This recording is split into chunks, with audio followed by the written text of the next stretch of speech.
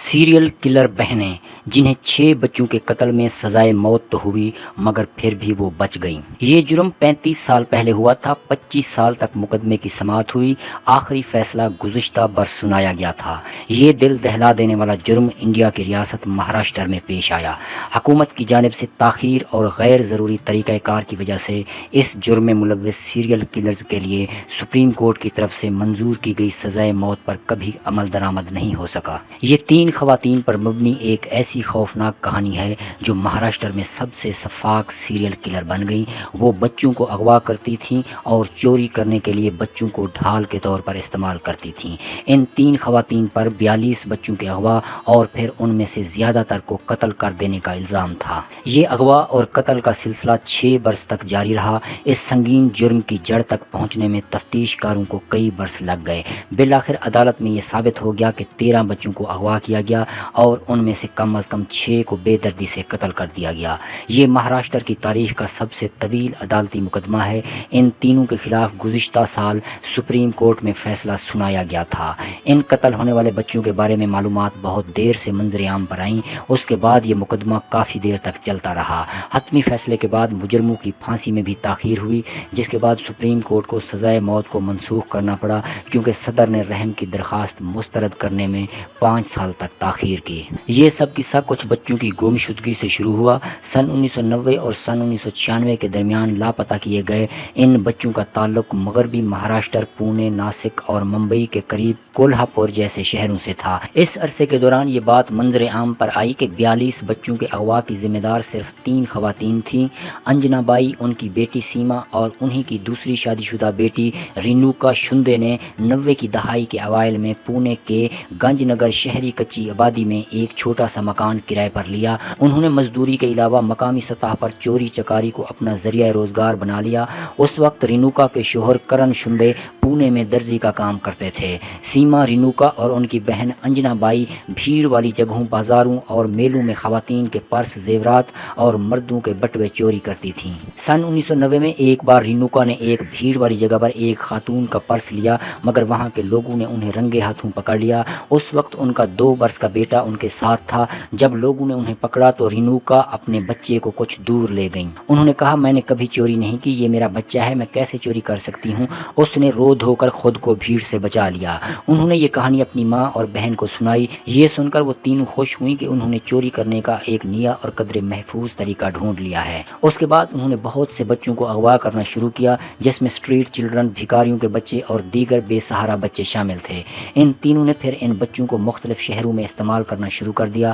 مندروں کے تہواروں اور ایسی جگہوں پر جہاں لوگ بڑی تعداد میں جمع ہوتے ہیں وہ بچوں کو چوری کے لیے استعمال کرتی تھیں۔ بچے والی عورت پر کوئی یہ شک نہیں کرتا کہ وہ چور ہو سکتی ہے۔ اس کا فائدہ اٹھاتے ہوئے انجنا بائی اور ان کی 2 بیٹیوں نے چوری کو اپنا کاروبار بنا لیا۔ بعد میں تفتیش سے پتہ چلا کہ وہ پونے، ممبئی، ناسک اور کولہاپور جیسے کئی شہروں میں اس طرح کی چوری میں ملوث تھیں۔ ایک بار انجنا بائی اپنی بیٹیوں کے ساتھ چوری کرنے گئیں، پھر وہ ایک آدمی کے 1.5 برس کے بچے کو بھی ساتھ لے آئیں۔ بعد میں جب وہ اس بچے کے ساتھ چوری کرنے گئیں تو عوام نے سیما کو زیورات چوری کرتے ہوئے پکڑ لیا۔ بھیڑ میں موجود خواتین نے سیما کو پیٹنا شروع کر دیا۔ انجنا بائی، جو ایک بچے کو اپنی باہوں میں پکڑے ہوئے تھیں، نے بھیڑ کی توجہ ہٹانے کے لیے بچے کو دور زمین پر پھینک دیا۔ تکلیف سے بچہ زور زور سے رونے لگا۔ اس کے بعد سیما نے روتے ہوئے بھیڑ کے سامنے قسم کھائی کہ انہوں نے کوئی چوری نہیں کی۔ اس کے بعد انہوں نے وہاں مجمع سے معافی مانگنے کی التجا کی، جس پر ہجوم نے انہیں پولیس کے حوالے کرنے کی کوشش کی، لیکن پھر لوگوں نے انہیں وہاں سے چلے جانے کی اجازت دے دی۔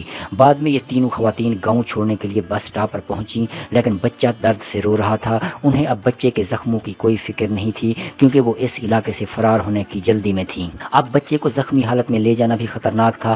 وہ مسلسل رو رہا تھا۔ یہ سمجھتے ہوئے کہ لڑکے کی حالت پریشانی پیدا کرے گی، انجنا بائی نے بچے کا سر زور سے بجلی کے کھمبے سے دے مارا۔ سر پر ایک اور زوردار چوٹ لگنے سے بچہ مر گیا۔ پھر انہوں نے لاش کو وہیں دفن کر دیا اور تینوں فرار ہو گئیں۔ 1.5 سالہ بچے کو بہت آسانی سے قتل کرنے کے بعد تینوں وہاں سے نکلنے میں کامیاب ہو گئیں۔ اس کے بعد انہوں نے ایک نیا منصوبہ تیار کیا۔ چوری میں استعمال ہونے والے بچوں کو کو معمول کے مطابق اس طرح بے رحمی سے مقصد پورا ہو جانے کے بعد مار دیا جاتا۔ تینوں خواتین جب بھی عوام کے گھیرے میں آ جاتی تو وہ بچوں کو گالی دینا اور برا بھلا کہنا شروع کر دیتی۔ رینوکا اور سیما اپنے جیسے غریب گھرانے کے بچوں کی جاسوسی کرتی تھیں اور انہیں اغوا کرتی تھیں۔ ان کا ہدف شہر کی کچی آبادیوں میں گھومتے بے بس بچے تھے، کیونکہ کئی بار تو پولیس کو بھی ان علاقوں میں بچوں کے گم ہونے کی کوئی شکایت موصول نہیں ہوتی تھی۔ گم شدگی کی اطلاع دینے کے باوجود کوئی بھی پولیس کے ساتھ بچے کی تلاش جاری رکھنے کی پرواہ نہیں کرتا تھا۔ رینوکا، سیما اور انجنا بائی پر الزام تھا کہ انہوں نے ایک ساتھ 42 بچوں کو اغوا کیا۔ شکوک و شبہات بھی پیدا ہوئے کہ ان میں سے اکثر کو انہوں نے ہی مارا ہوگا۔ پولیس ناکافی شواہد کی وجہ سے مقدمہ نہ چلا سکی، تاہم پولیس کی جانب سے چلائے جانے والے مقدمات میں صرف 13 بچوں کے اغوا اور کم از کم 6 کا قتل ہی عدالت میں ثابت ہو سکا۔ اغوا ہونے والے زیادہ تر بچے بہت کم عمر تھے۔ پولیس قتل کا سامان برآمد نہ کر سکی کیونکہ انہیں بغیر کسی ہتھیار کے قتل کیا جاتا۔ الزامات کی تائید کے لیے کوئی ثبوت نہیں ملا۔ زیادہ تر بچوں کو زمین سے ٹکرانے، بجلی کے کھمبے سے سر ٹکرا کر گلا دبانے اور ناک اور منہ دبانے سمیت وحشیانہ کارروائیوں کے ذریعے قتل کیا گیا۔ ایک بچے کو روند کر ہلاک کرنے کی افواہیں بھی عام تھیں، لیکن یہ ثابت نہیں ہو سکا کیونکہ اتنے سال گزرنے کے بعد بھی کئی بچوں کی لاشیں نہیں مل سکیں۔ کولہاپور سے کچھ بچوں کے لاپتہ ہونے کے سلسلے میں انجنا بائی اور ان کی دونوں بیٹیوں سے پوچھ گچھ کی گئی۔ رینوکا کے شوہر کرن شندے کو بھی گرفتار کر لیا گیا۔ دوران تفتیش رینوکا اور اس کے شوہر نے کئی جرائم کا اعتراف کیا۔ ان جرائم میں بچوں کے بہیمانہ قتل کی تفصیلات سامنے آنے لگیں، لیکن 6 سال کے دوران ہونے والے تمام جرائم کو ایک ساتھ دیکھ کر کیس کو مضبوط کرنے کے لیے ٹھوس ثبوت اکٹھا کرنا اتنا آسان کام نہیں تھا۔ اس بیان کے علاوہ عدالت میں پیش کرنے کے لیے پولیس کے پاس کوئی ٹھوس شواہد موجود نہیں تھے۔ ہندوستان ٹائمز سے بات کرتے ہوئے اس وقت کے پولیس افسر سہاس ناتھ گوڑا نے کہا کہ متعدد اضلاع کی پولیس ٹیموں نے قتل کے سلسلے میں مل کر کام کرنا شروع کیا۔ کرمنل انویسٹیگیشن ڈپارٹمنٹ نے تفتیش اور کولہاپور سیشن کورٹ میں مقدمہ درج کیا۔ رینوکا اور سیما نے جج کو جرائم سے متعلق جھوٹے بیانات دیے۔ انہوں نے جج کو بتایا کہ پولیس نے ان پر جھوٹا الزام لگایا ہے۔ انہوں نے یہ بھی دلیل دی کہ بچوں کا قتل نہیں ہوا اور وہ اس بارے میں کچھ نہیں جانتی۔ آخر کار رینوکا کے شوہر کرن شندے، جو بہت سے جرائم میں ان کے ساتھی تھے، اپنے آپ کو مزید نہ روک سکے اور وعدہ معاف گواہ بن گئے۔ عدالت اور عوام نے کرن شندے کی گواہی سے ان چاروں کے ذریعے کیے گئے وحشیانہ قتل کے بارے میں تفصیلات سنی۔ انہوں نے عدالت کے سامنے جو حقائق رکھے اور ان 3 خواتین سے متعلق جن حقائق سے پردہ اٹھایا، انہوں نے ریاست مہاراشٹر کو ہلا کر رکھ دیا۔ مقدمے کے اختتام پر رینوکا شندے اور سیما کو سزائے موت سنائی گئی کیونکہ ان کے جرائم انتہائی سفاکانہ تھے اور ان کی مثال نہیں ملتی۔ یہ کیس پہلی بار 1996 میں سامنے آیا تھا۔ اس کے بعد دونوں بہنوں انجنا بائی اور کرن شندے کو گرفتار کر لیا گیا تھا، لیکن عدالت میں کیس کی سماعت ہونے سے پہلے ہی انجنا بائی کی پولیس حراست میں موت ہو گئی، جس کی وجہ سے رینوکا اور سیما کے خلاف مقدمہ درج کر کے تفتیش جاری رکھی گئی۔ کرن شندے کو وعدہ معاف گواہ بننے کی وجہ سے رہائی مل گئی۔ مقدمے میں وکلاء کا کہنا ہے کہ اگرچہ پولیس نے عینی شاہدین اور دیگر شواہد کی کمی کی وجہ سے ملزمان کو پکڑ لیا، لیکن مقدمے کی سماعت کے دوران پولیس کو کافی محنت کرنا پڑی۔ اس معاملے میں ماتحت عدالت میں 156 گواہوں پر جرح کی گئی۔ گاؤں کی ان بہنوں کے ہاتھوں اغوا یا قتل کیے گئے بچوں کے والدین کے سامنے جب یہ معاملہ پہلی بار آیا تو باقاعدگی سے عدالت میں پیش ہوئے۔ انہوں نے جج کے سامنے بیانات بھی ریکارڈ کرائے۔ وکیل مانک ملک نے ہندوستان ٹائمز سے بات کرتے ہوئے کہا، چونکہ یہ کیس بہت پیچیدہ اور تاخیر کا شکار ہو گیا تھا، وہ مقدمے کی سماعت کے لیے آگے نہیں آئے۔ ایڈوکیٹ مانک ملک نے ماتحت عدالت میں ان بہنوں کی طرف سے دلائل پیش کیے۔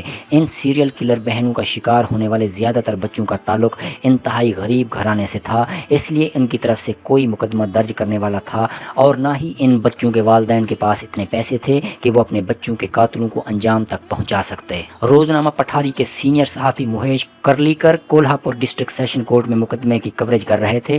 انہوں نے یاد دلایا کہ ان تینوں کے خلاف لوگوں میں کافی غصہ پایا جاتا تھا، جنہوں نے ان معصوم بچوں کو بے دردی اور ظالمانہ طریقے سے قتل کیا۔ اس قتل عام میں معصوم بچے اپنی جانوں سے ہاتھ دھو بیٹھے۔ اس سے لوگوں میں خاص طور پر خواتین میں بے پناہ غصہ پایا جاتا تھا، جس کے اظہار کے لیے وہ عدالت تک پہنچی۔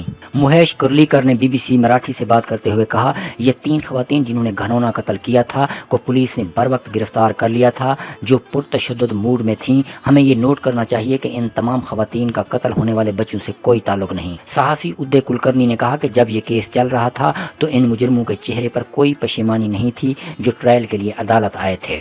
28 جون 2001 کو کولہاپور کی سیشن کورٹ نے رینوکا اور سیما کو 13 نابالغوں کو اغوا کرنے اور ان میں سے کم از کم 6 کو قتل کرنے کے جرم میں موت کی سزا سنائی۔ اگلے 5 برس کے دوران بمبئی ہائی کورٹ نے سزائے موت کو برقرار رکھا، لیکن فیصلے میں کہا گیا کہ 6 کی بجائے صرف 5 بچوں کو قتل کرنے کا الزام ثابت ہوا ہے۔ سپریم کورٹ نے سن 2006 میں ہائی ہائی کورٹ کے سزائے موت کے فیصلے کو برقرار رکھا۔